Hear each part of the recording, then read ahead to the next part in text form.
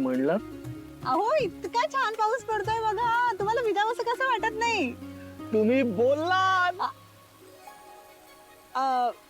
हा ते चुकून मी भिजायला जाते. अरे मॅडम थांबा.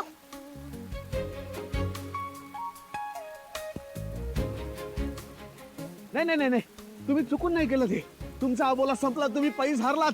Swanandi madam thank you. पावसा भावा तुझ्यामुळे माझ्या बायकोचा अबोला वाहून गेला. थँक्यू.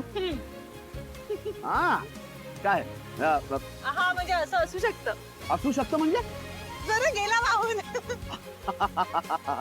बघा मी तुम्हाला म्हटलं होतं, त्याच्यासाठीच मी तुम्हाला इकडे घेऊन आलो की तुमचा अबोला याच्यात वाहून जाऊ दे.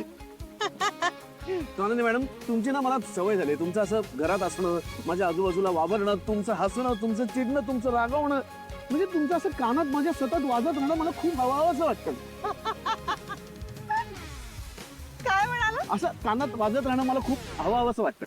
म्हणजे माझं बोलणं हे तुमच्या कानात भोंग्यासारखं वाजतं? नाही नाही नाही नाही, भोंग्यासारखं नाही. म्हणजे म्हणजे म्हणजे तुम्ही असं माझ्या आजूबाजूला, अरे किती पाऊस आहे हा, तुम्ही असं माझ्या आजूबाजूला असलं की मला खूप छान वाटतं. एवढंच मला सांगा. काय करताय तुम्ही? मला भोंगा म्हणाला. त्याच छत्री. नाही नाही, छत्री नका घेऊ. मला छत्री नका घेऊ, मला सर्दी होईल. पावसात मी भिजलो तर मला अहो, सर्दी. भिजा ना थोडं. नको नको नको. मग मी काढा करून देईन. नाही काढा तर बिलकुल नको. त्याच्यापेक्षा मी छत्री घेऊन. जरा तरुणांसारखे वागा ना, स्वतःचं वय बाजूला ठेवून. तुम्ही माझ्या वयावरनं मला बोलताय? हा नाही आहात का? म्हातारे नाही आहात ना? म्हातारा? तुम्ही मला म्हातारा म्हणला स्वामीजी मॅडम? तुम्ही नसाल तर प्रूव्ह करा. भिजून दाखवा. नाही नाही, तेवढं सोडून काही बोला तुम्ही. मला भिजायचं नाहीये. मी धरते छत्री तुमच्या डोक्यावर. तुम्ही नीट पकडणार? हा व्यवस्थित. हो काय करता? छत्री धरा इकडे. छत्री काढू नका. तुम्ही कोण? काय? हा नीट पकड.